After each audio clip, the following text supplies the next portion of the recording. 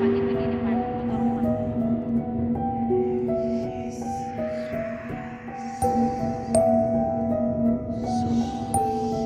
Suanggi itu adalah orang pakai-pakai dan juga bisa bilang Suanggi itu orang yang menyerupai setan.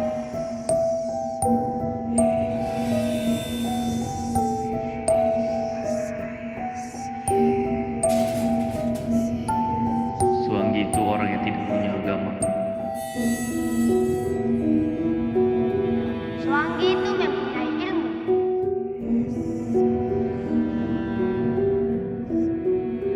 Suwangi itu orang jahat yang suka bunuh orang.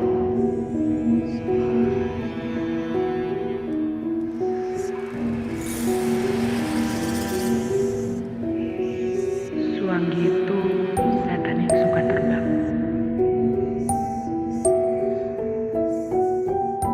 Suwangi itu suka membuat orang menendang.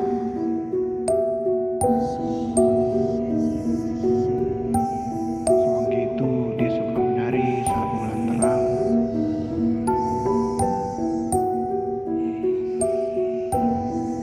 Suwangi itu orang yang jahat.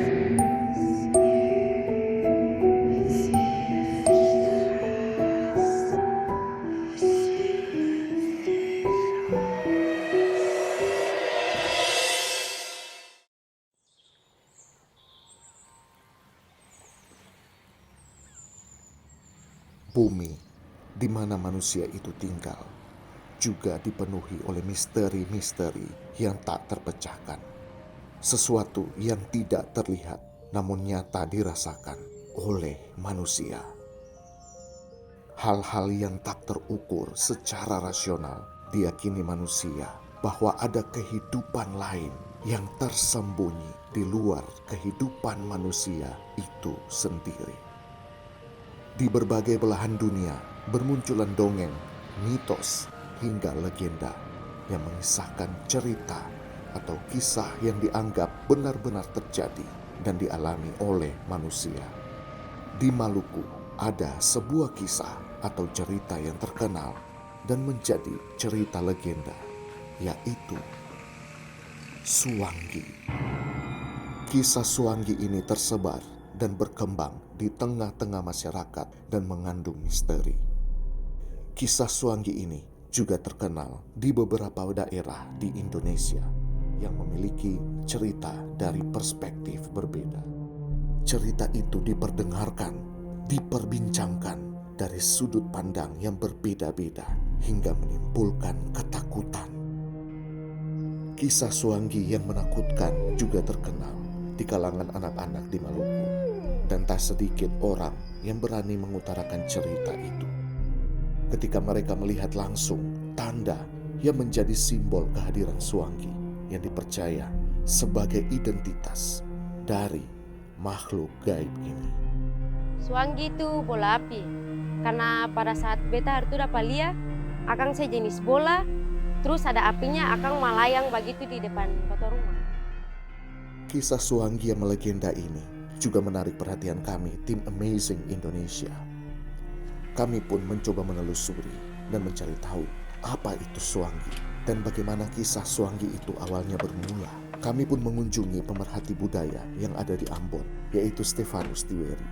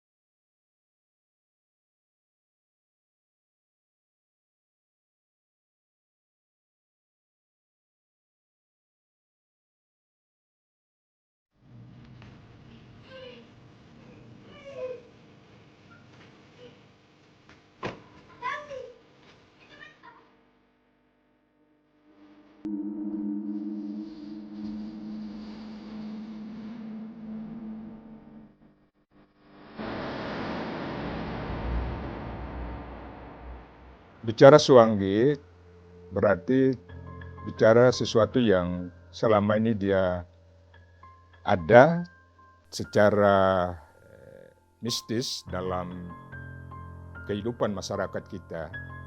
Ada yang masih menganggap itu sesuatu yang ada, tetapi sebagian lain menganggap bahwa sesuatu itu tidak ada sesuai dengan apa yang mereka alami. Tetapi prinsipnya bahwa bicara Suanggi itu hampir di setiap kultur masyarakat, bukan saja di Maluku, tetapi di berbagai daerah di Nusantara itu kenal yang namanya Suanggi. Dan akhir-akhir ini justru yang paling santer dan dikenal di dalam masyarakat itu adalah khusus di bagian timur Indonesia, baik di Papua, Maluku maupun di NTT. Dan Suanggi itu dia sangat erat dengan hal-hal yang menjurus pada bukan hidup masyarakat yang senang atau baik atau bahagia, tetapi justru pada hal-hal yang sifatnya mengancam kehidupan masyarakat. Misalnya ada sakit, penderitaan atau musibah yang dialami oleh masyarakat. Belum ada satu kepastian yang menyatakan bahwa kapan ada Suanggi. Secara historis dalam sosial masyarakat beranggapan bahwa sama dengan sejarah lain ataupun kultur lain, Suanggi itu ada sejak ada juga manusia. Jadi ketika masih ada agama suku yang lebih pada animisme, dinamisme, yang percaya pada roh-roh jahat dan benda-benda yang mempunyai kekuatan-kekuatan mistis, maka itu masih diakui keberadaan setan atau Suanggi itu. Tetapi ketika masuknya agama di Indonesia, khusus di Maluku dan lebih khusus di daerah Maluku Barat Daya di wilayah saya di Pulau Masela sekitar tahun 1917 sampai 1919 itu, lalu Suanggi itu dianggap sebagai suatu kondisi yang dia tidak sesuai dengan agama, baik itu Bible maupun Quran dan ajaran-ajaran agama yang lain. Jadi begini, khusus kami di Pulau Masela untuk mengenal Suanggi itu berlatar pada peristiwa-peristiwa masa lalu. Ada dua hal yang menyangkut Suanggi yang kita kenal. Yang satu tentang cerita nenek Suanggi yang cirinya itu adalah dia lalu berusaha untuk menguasai segala yang dimiliki orang lain. Ciri-ciri lain seseorang dianggap Suanggi itu ya dia matanya merah. Karena setiap malam dia tidak pernah tidur, tetapi dia entah mencari mangsa dan sebagainya. Tetapi tidak serta-merta untuk kita mengklaim dan menyatakan bahwa si A dia Suanggi. Karena itu sulit dibuktikan. Karena secara ilmu dan itu tidak bisa dibuktikan oleh seseorang dia Suanggi. Jadi ciri-cirinya itu sangat tidak pasti untuk menyatakan seseorang Suanggi. Tetapi kepercayaan masyarakat itu masih ada, dan karena itu dia terpengaruh pada kondisi masa lalu. Di mana ketika orang menderita karena sakit, pada masa itu peran medis tidak ada sama sekali. Orang masih melakukan pengobatan dan perawatan secara tradisional. Tradisional itu tergantung pada akar-akar dan sebagainya, dan tergantung pada kekuatan-kekuatan mistis. Tidak ada dokter yang bisa mendiagnosa bahwa si A atau si B yang sakit itu menderita karena virus atau penyakit apa. Orang lebih orientasi pada kekuatan mistis, kekuatan gaib yang diperankan oleh orang yang memiliki ilmu-ilmu yang tinggi. Satu di antaranya adalah Suanggi. Dan semua ilmu itu diperoleh dengan cara dia berguru, bisa berguru pada orang yang memiliki ilmu-ilmu Suanggi atau memang orang Suanggi, atau dia berguru pada orang-orang yang memiliki kemampuan atau daerah-daerah yang dianggap dia punya kekuatan untuk bisa memberi dia kekuatan supranatural untuk melakukan hal-hal seperti itu.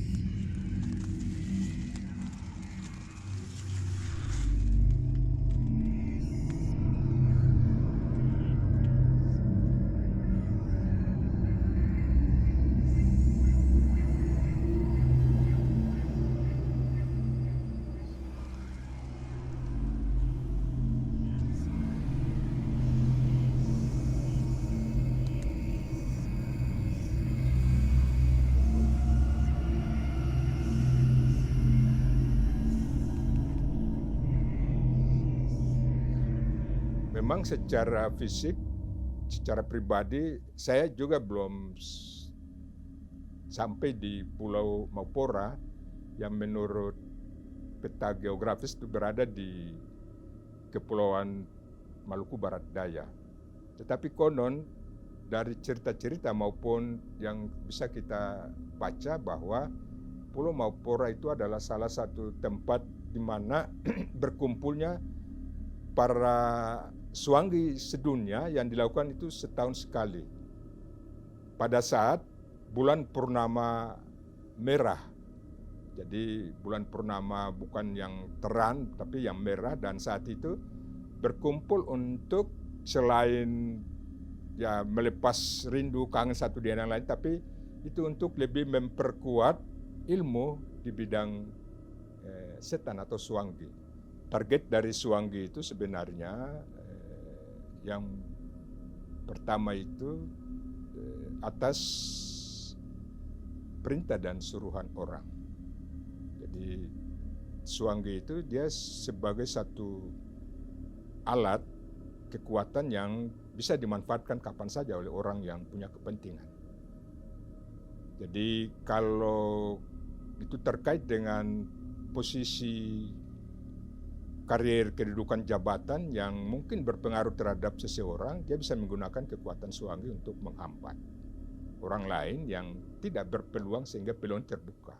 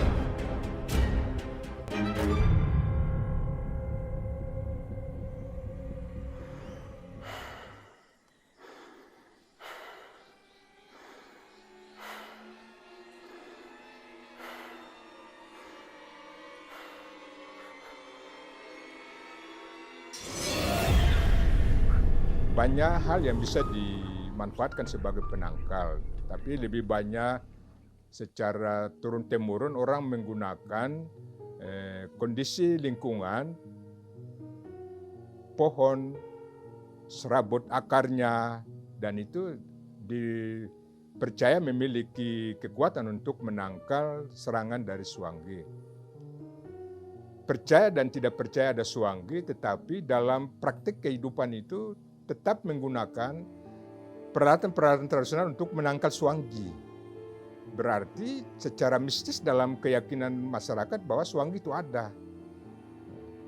Tetapi dari sisi pendekatan yang lain, ketika kita mendekatkan dia dari sisi medis, kesehatan, mendekatkan dari sisi religi, kepercayaan kita dari sisi agama yang kita anut setelah agama suku, maka kita percaya bahwa orang sakit dan lainnya itu bukan karena perbuatan supranatural dari orang yang memiliki kekuatan mistis seperti Swangi. Jadi kalau ada hal-hal seperti itu, maka mestinya harus dibedakan bahwa perbuatan Swangi itu memang pada zaman itu tidak ada medis, tidak ada kepercayaan agama yang modern, orang masih suku, masih tradisional, maka perbuatan itu adalah perbuatan Swangi sehingga orang sakit dan mati. Tetapi ketika masuknya agama-agama baru dan ketika adanya perkembangan ilmu pengetahuan dan kedokteran dia berkembang, maka kita meyakini bahwa orang sakit dan meninggal itu karena sakit, penyakit yang sudah tidak bisa disembuhkan. Dan dia respect ke belakang dan itu dimanfaatkan orang untuk memperkuat pendapat mereka bahwa sakit dan mati mereka itu karena perbuatan Swangi. Karena memang secara medis sudah tidak bisa tertenangi, lalu mereka beranggapan bahwa itu perbuatan Suwangi. Tetapi kita pastikan bahwa pada masa sebelum adanya agama masuk dan masih agama suku dan tidak ada kedokteran, ilmu kedokteran dia berkembang, maka orang beranggapan bahwa mati karena Suwangi. Tetapi pada zaman modern sekarang ini agama masuk dan kedokteran dia berkembang secara transparan dan secara nyata, maka orang mati dan itu bukan karena Suwangi, tetapi karena sakit, dan itu karena sudah waktu yang ditentukan oleh Tuhan, oleh Allah. Kita mesti meletakkan dia secara komprehensif.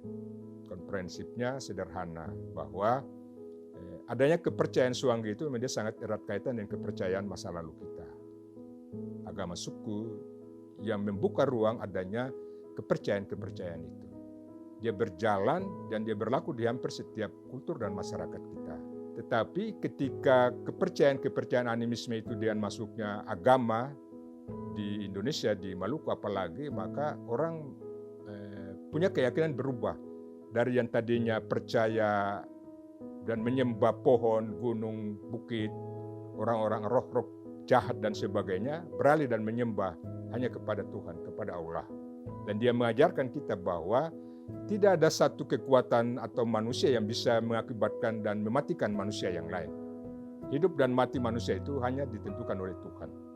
Sehingga untuk menangkal itu bahwa percaya bahwa Tuhan yang menentukan segala sesuatu. Berarti ada kekuatan gaib apapun, dia tidak bisa mengalahkan kekuatan Tuhan.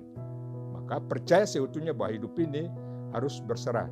Berserah kepada Tuhan berarti hidup ini harus dijaga. Berpikir, bertindak dan melakukan hal-hal yang baik demi kemaslahatan orang banyak.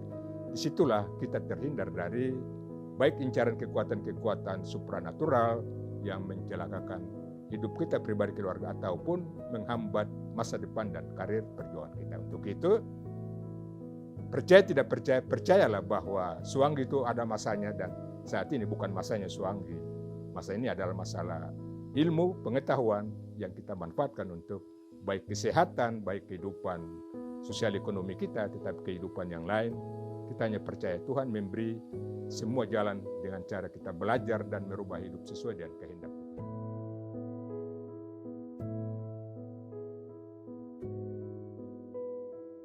Kisah-kisah yang berbau mistis atau gaib itu akan tetap berada di tengah masyarakat dan tetap akan menjadi misteri. Kematian, malapetaka, hingga penderitaan akan menjadi enigmatik dan misteri yang mengganggu pikiran manusia.